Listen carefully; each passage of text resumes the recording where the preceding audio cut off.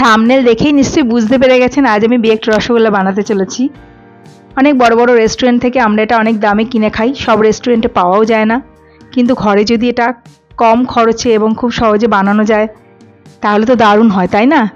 তাহলে চলুন ক্রিসমাস উপলক্ষে রেসিপিটা বানিয়ে নেবেন। নমস্কার দর্শক বন্ধুরা, সঞ্চিতাস হোমলিয়ামে আপনাদের সবাইকে স্বাগত।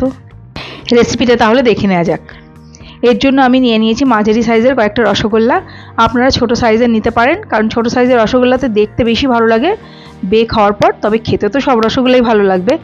তো আমি রসগোল্লার থেকে রস পুরো চিপে নেব যতটা সম্ভব, তারপর সেটাকে একটা বেকিং ট্রের মধ্যে আমি সাজিয়ে দিচ্ছি।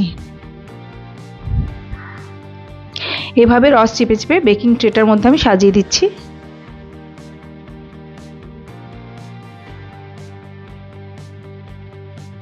আমি এখানে 12টা রসগোল্লা নিয়ে নিয়েছি, সবকটা রস চিপে নিয়েছি। এবার আমি একটা কড়াইতে 500 ml দুধ গরম করতে বসালাম, রাবড়ি বানাবো। ততক্ষণে আমি একটা কফি মাগে নিয়ে নিলাম হাফ কাপ গুঁড়ো দুধ আর 1/3 কাপ ঈষদুষ্ণ দুধ নিয়ে নিলাম। নিয়ে ভালো করে মিশিয়ে নিলাম গুঁড়ো দুধ আর লিকুইড দুধটা।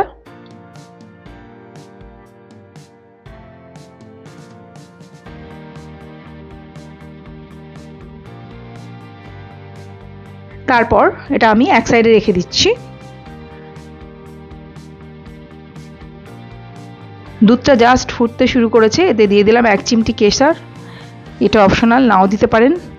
এবার ভালো করে নেড়ে চেড়ে দুধটা আমি ফুটতে দেব। দুধটা ভালো করে ফুটে উঠলেই আঁচটা কমিয়ে দিয়ে দুধটা আমি বেশ ঘন করে নেব, নাড়তে নাড়তে। দেখুন প্রায় হাফ হয়ে গেছে দুধটা।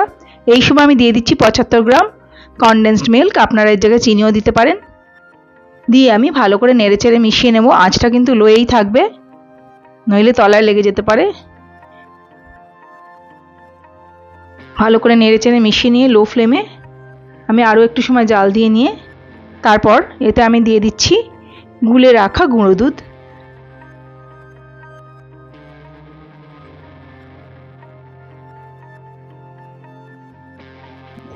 দিয়ে আমি ভালোভাবে মিশিয়ে নিয়ে লো ফ্লেমে আরও একটু সময় নেড়ে চেড়ে ঘন করে নেব আর একটু। তবে খুব বেশি ঘন করলে কিন্তু বেকড রসগোল্লা ভালো হয় না, উপরে পোড়া পোড়া ভাবটা আসতে চায় না। দেখুন লো ফ্লেমে আরও বেশ কিছুক্ষণ জাল দিতে হবে।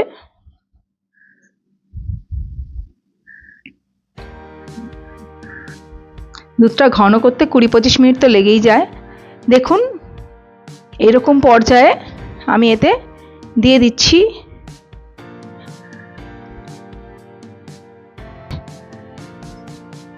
1/4 চা চামচ কার্ডামাম পাউডার বা এলাচ গুঁড়ো দিয়ে ভালো করে মিশিয়ে নিয়ে আমি আঁচটা বন্ধ করে দিচ্ছি।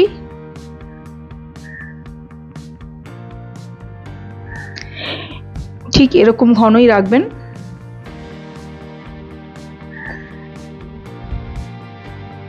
রাবড়িটা ঠিক এরকম ঘন রাখতে হবে। আমি এবার রসগোল্লার মধ্যে রাবড়িটা ঢেলে দিচ্ছি।